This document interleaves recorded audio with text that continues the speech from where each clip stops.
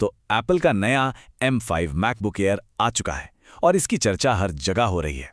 पर सवाल यह है कि क्या ये वाकई उतना बड़ा अपग्रेड है जितना बताया जा रहा है? चलिए आज इसी को डिकोड करते हैं।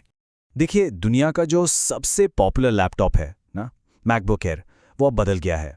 और M5 चिप के आने से ये कोई छोटा मोटा अपडेट नहीं है, बल्कि पूरी की पूरी एक नई जनरेशन की शुरुआत है। लेकिन असली सवाल तो ये है कि क्या ये वही बदलाव है जिसका सबको इंतजार था? आज हम इसी को समझने की कोशिश करेंगे कि ये अपग्रेड असल में कितना बड़ा और कितना जरूरी है। तो चलिए शुरू करते हैं।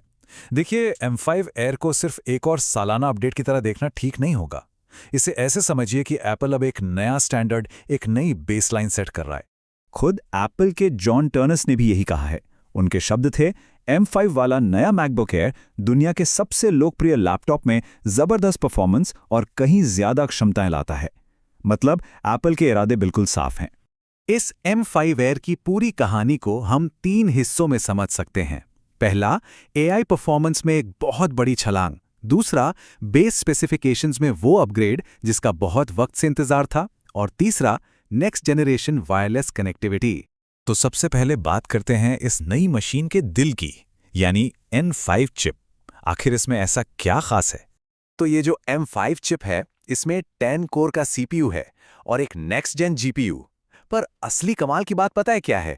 इसके हर GPU कोर के अंदर एक न्यूरल एक्सेलरेटर डाला गया है और ये सब बनाया गया है एक बहुत ही एडवांस्ड 3 नैनोमीटर प्रोसेस पर।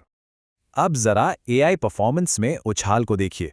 M1 के मुकाबले M5 9.5 गुना 9.5x तक तेज है। ये सिर्फ एक नंबर नहीं है, ये एक गेम चेंजर है। आने वाले समय में जो भी AI फीचर्स आएंगे, ये चिप उन्हें पावर देगी। ठीक है, पर असल जिंदगी में इन नंबर्स का मतलब क्या है? तो M4 के मुकाबले टोपाज वीडियो में AI वीडियो एडिटिंग करीब 2 गुनी तेज हो गई है। ब्लेंडर में 3D रेंडरिंग 1.5 गुना तेज और गेमिंग परफॉर्मेंस में तो सीधा 50% का सुधार है। ये बहुत बड़ा फर्क है। और एक और नंबर, 153 गीगाबाइट्स पर सेकंड। ये है M5 की नई मेमोरी बैंडविड्थ। M4 के मुकाबले पूरे 28% ज्यादा तेज। और मेमोरी स्पीड में यही 28% का बूस्ट है जो रोजमर्रा के कामों को बिल्कुल मक्खन जैसा स्मूथ बना देता है, चाहे एक साथ कई सारे ऐप्स चलाने हो या फिर कोई बड़ी फाइल खोलनी हो। पर रुकिए, कहानी सिर्फ स्पीड पर खत्म नहीं होती। चिप के अलावा भी कुछ बहुत जरूरी बदलाव किए गए हैं जो रोज के इस्तेमाल के एक्सपीरियंस को बेहतर बनाते हैं। चलिए उन्हें देखते हैं। सबसे पहला और शायद सबसे जरूरी अपग्रेड, बेस स्टोरेज अब 512 गीगाबाइट्स है। आखिरकार उस 256 गीगाबाइट से छुटकारा मिल ही गया। दूसरा बड़ा सुधार है SSD की स्पीड। ये अब पिछली जनरेशन के मुकाबले 2 गुनी तेज है। इसका सीधा सा मतलब है कि ऐप्स और बड़ी बड़ी फाइल्स अब पलक झपकते ही खुलेंगी। और तीसरा बड़ा अपग्रेड है फ्यूचर प्रूफ टेक्नोलॉजी का। M5 एयर Wi-Fi 7 के साथ आने वाला पहला मैकबुक एयर है।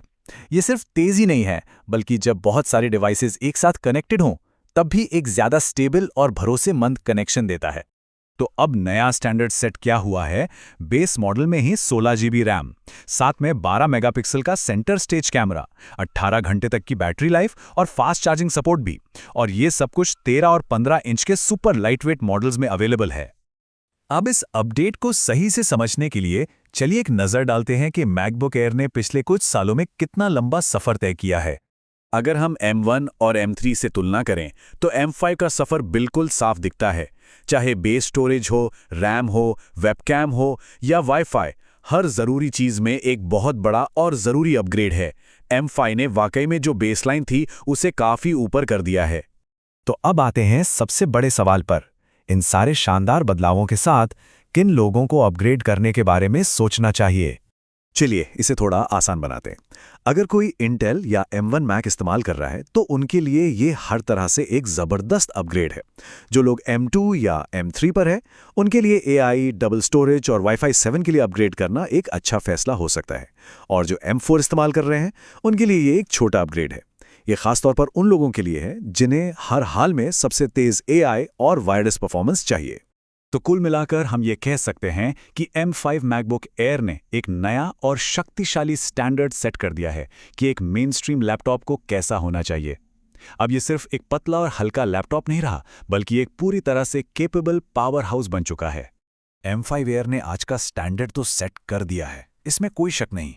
लेकिन जिस तरह से टच स्क्रीन मैक्स की अफवाहें जोर पकड़ रही हैं, सवाल ये उठता है कि मैक का अगला एवोल्यूशन कैसा दिखेगा।